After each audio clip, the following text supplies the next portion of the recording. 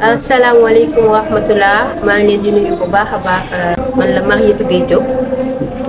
présidente de Fusion Fës mu nekk groupement de femmes boo xamante ni ñëpp ay entrepreneur lañ ñu nekk au niveau national ak au niveau international donc ñoo ngi nekk fii Dakar Thiès Mbour am nañ fa ay membres Kaolack Gambie am nañ fa ay membres États-Unis France Canada. Pour le moment yooyu yëpp am nañ fa ay membres di ñaan yàlla képp koo xamante ni jigéen nga ngay entrepreneur que tu sois formel wala informel Fusion Fës moo ngi lay woo pour que ñu ñëw ànd am benn doole boobu mën a doxal lépp loo xamante ni rek jigéenu entrepreneur nal na ko pour mën a aller de l'avant vers une autonomisation. tey li tax ñu organiser ko mooy c'est notre deuxième édition Fusion Fës mi ngi judd en 2022 donc janvier 2023 ci lañ def suñu lancement après ñu toftal ci ay programme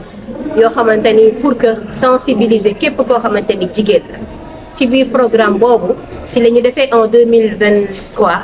ñu def Octobre Rose en partenariat avec la Caisse de sécurité sociale PMI Pierre Médor vraiment mu nekk activité boo xamante ni neexoon na torop si ñun li tax dafay coïncider ak suñu objectif bi nga xamante ni moom moo waral ñu mettre en place une mutuelle de santé pour accompagner les femmes de Fusion Fës mais en même temps accompagner les autres femmes environnantes. si kaw loolu nag ci lañ defee daaw mu réussir ñu sensibiliser jigéen ñi am ci ay quelques cas. am ci ay partenaires yoo xamante ni jàppale nañ ñu ba cas yu ndaw yooyu ci cancer du col de l'utérus ñu amane ci ay satisfaction jàppale jigéen ñooñu ñu am seen médication yi nga xamante ni nii moom la ñu waroon a am ba tey jii ñu daal di tane ñu ne dinañ ko reconduire cette année en partenariat ak poste de santé bu Bourguiba madame Bal tey moo waral ñu def fii suñu benn Octobre Rose le 23. mu mag a mag macha allah jigéen ñëpp gis ci seen bopp jigéen ñëpp ñëw faju ji parce que tey notre problème c'est quoi mooy nit yi dañoo ragal dem faju ji te faju ji boobu mën nañ ko boole di kaf di foo di ree di faju ba xam tey jii lan moo ñu dal lu jëm ci wàllu cancer col de l'utérus wala mu nekk cancer du sein parce que nekkul feebar boo xamante ni suñu borom daf ko beral kii wala kër mais feebar la boo xamante ni dafay toucher toutes les femmes te ñun mënuñoo wax dañuy entreprendre aller vers un développement durable aller vers une autonomisation sur tous les plans sans la santé donc tout commence par la santé et tout finit par la santé loolu tey moo waral ñu jëmmal suñu objectifu sensibilisation ak dépistage gratuit pour ànd ak suñu jigéen yi gox yi biscuiterie ak yeneen i gox-goxaat yi nga xam ni tey wuy si attente bi ñuy xaar def nañ ko ak bàjjenu gox yi nga xamante ni ñoom ñoo nekkoon suñu ay partenaires ci mission bi wëraat gox yi woo nit ñi sensibiliser leen à ce que ñoom ñu ñëw def seen dépistage mais ñëw à travers tamit suñu audience bii nga xam ne moom lañ am ci suuf waxtaan ak te jigéen ñi sur lan moo mën a indi canceru col bi ak lan moo mën a indi canceru sein bi ak teel koo saytu ji gis ko prévention boobu lan la mën a indi ci wàllum gudd fan donc loolu moo nekkoon tey objectif bi ak képp koo xamante ni saytu nañ ni am na ci tuuti ci ay gàllankoor yu ko mën a jëmee ci cancer boobu ñu fexee ak partenaires yi ñu am ñu mën leen a faj bu baax a baax jàppale leen ba ñu mën a gudd fan ndax jigéen kat moo yore réew mi te jigéen it moo yore éducation kër yi sa yaay bu wérul doo mën a am éducation ndax sa papa saa yu xëyee mi ngi daw uti lu ñu indi ci biir kër gi kon tey ñun les femmes on a le rôle d'allier l'entrepreneuriat mais surtout l'éducation de nos enfants et dans la santé familiale. Fusion Fës message bi muy joxe mooy ñun dañoo war a mutualiser suñu ay forces ñun dañoo war a mutualiser suñu ay dërëm ak suñu ñaar dërëm mooy finance yu ndaw yi nga xamante ne am nañ ko te loolu mën na nekk parce que tey jii su nekkee ni dañoo jël comme référence Cheikh Ibrahima Fall wala ñu jël comme référence Maam Borom Touba mi nga xamante ni tey pour mu teg fi raay bi xaarul tubaab yi indi xaalis teg fi xaarul gouvernement ñëw mais dañu ne na murit yëpp jóg ak képp ku mën indi sa dërëm sa ñaar dërëm ñu ànd liggéey noonu la ñu def ba teg fi raay bi tey ba ñu xam ni pour dëkk bi développé bi il faut que mu am raay noonu la ñu def tey jii ba Massalikul Jinaan toog fi noonu la ñu def tey ba Tiijaan yi mën a am tey jii ñoom maam Abdou Aziz Sy Dabakh seen jumaa ji mën a àgg ci jàmm ak salaam l'union fait la force nañ leen unir pour que suba ñu entreprendre dès maintenant et que réaliser nos objectifs de réussite et c'est possible avec toutes les femmes ñun ñëpp war nañu mën a ànd liggéey suñu Sénégal bi tekki comme suñu gouvernement bu bees bi ni mu koy defee parce que c'est possible. da lay leer ni dépistage bi ku ko gis xam ni kat dépenses yi bari nañ charges yi bari nañ mais ñoo ngi remercier ñëpp ñi nga xamante ni jàpp nañ ci de près ou de loin ba journée bi tey mu réussir ñoo ngi ciy commencé par monsieur Djibril Wade maire de la commune de Biscuiterie nga xamante ne nii tey jii jàppale nañu ci bis bu baax a baax tey ba mu rafet mais partenaire bi taxaw tey je tenais à présenter ko à toutes les femmes ba ñu xam ni li ñu naan derrière chaque grand homme il y a une grande dame mais Fusion First aussi il y a de grands hommes yoo xamante ni ñoo nekk ci seen ginnaaw di leen gunge ba ñu mën a àgg tey fii ñu àgg donc di ci gërëm ci remercier sama conseiller bi nga xamante ni du ma yëkkati tànk te waxtaatuma ak moom ci Fusion First muy Pape Mansour Mbaye jàpp na ci Fusion First ba muy juddu ba fi mu toll nii jërëjëf sëñ Mansour Pape. jërëjëf madame Diop Maguette yow sa compagnonnage bi ci tay parce que toujours yaa ngi œuvrer pour le développement yaa ngi œuvrer pour former les femmes donc yow loo ñu woo muy guddi muy bëccëg loo ñu woo ñu taxaw ci sa wet vraiment tey le mérite vous revient parce que gën a jafe ci àdduna mooy fexe ba convaincre ay nit ci seen intérêt parce que le cancer du col de l'utérus mi ngi def ay ravages coono bi ngay daj vraiment pour mën a organiser famille dem taxawu leen jusqu'à ce que événement bi am réussite bi kenn mënu la faj da ngay liggéeyal àdduna famille ci entrepreneuriat yaa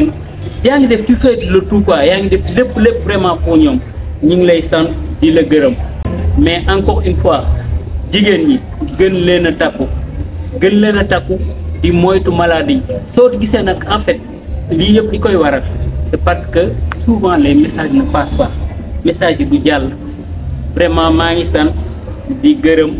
di remercier madame Diop et au nom de Fusion First maa ngi jaara suma sant ko gërëm nga jàllaleel ma merci beaucoup.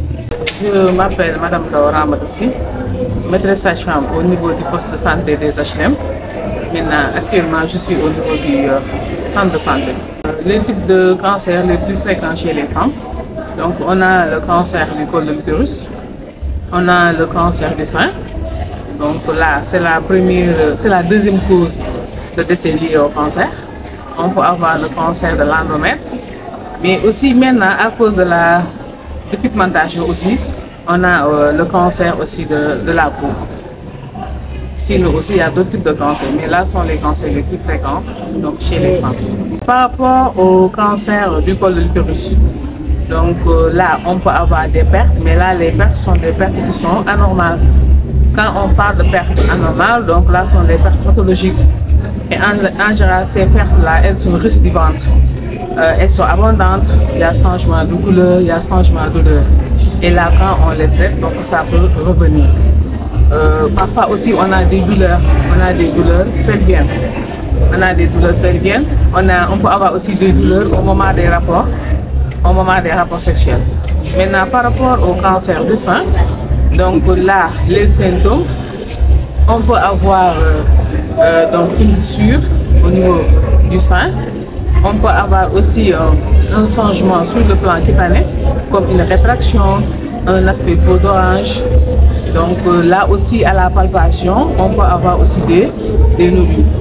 Donc d'où l'importance aussi d'enseigner aux femmes donc l'auto-examen des seins.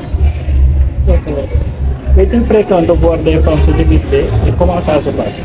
Très bien. Donc là, surtout au mois d'octobre, donc il y a beaucoup de femmes viennent donc pour se faire dépister. Parce que là, c'est grâce aussi à la sensibilisation. Donc les femmes sont sensibilisées et là elles viennent. Parce que maintenant les femmes commencent à connaître donc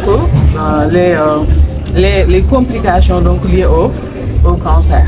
Donc là elles viennent se faire dépister. Mais là aussi un message qu'on doit faire passer, c'est que le dépistage donc des cancers, donc du col de l'utérus, cancer du sein, donc ce dépistage-là ne se fait pas seulement au mois d'octobre. Maintenant ces dépistages-là on les fait donc durant les consultations de routine. Consultation de routine, par exemple, une femme qui est enceinte, qui vient pour le visite prénatale, elle sera dépistée. Une femme qui a accouché, donc dans le postnatal, une femme qui vient pour la planification familiale, un traitement d'infertilité, d'IST, donc toutes ces femmes-là donc, sont dépistées systématiquement. Donc ça ne se limite pas seulement au mois d'octobre. Quand on parle de chance de guérison, donc là, c'est si le dépistage est précoce, c'est-à-dire le diagnostic. Donc là, on ne doit plus recevoir donc, une femme dans un stade avancé de cancer du col. D'où l'importance de se faire dépister. Maintenant, par rapport au cancer du col de l'utérus, donc là, il y a divers traitements. Donc il y a l'intervention, donc là, sur le côté chirurgical. Donc il y a la thermo, parfois aussi on fait la cellule, on fait la chirurgie.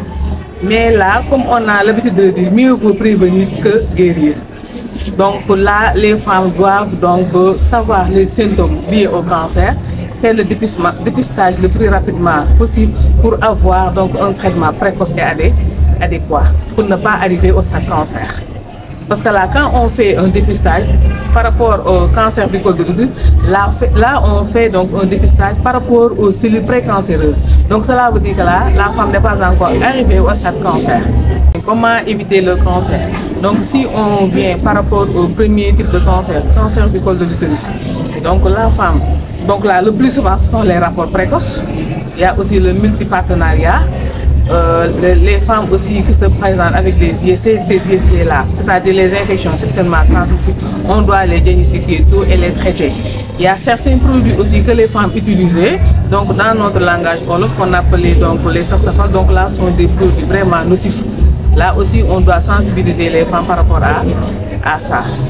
Le multipartenariat, les produits nocifs, les rapports précoces, donc tout ça sont des choses donc à éviter. Donc si une femme aussi a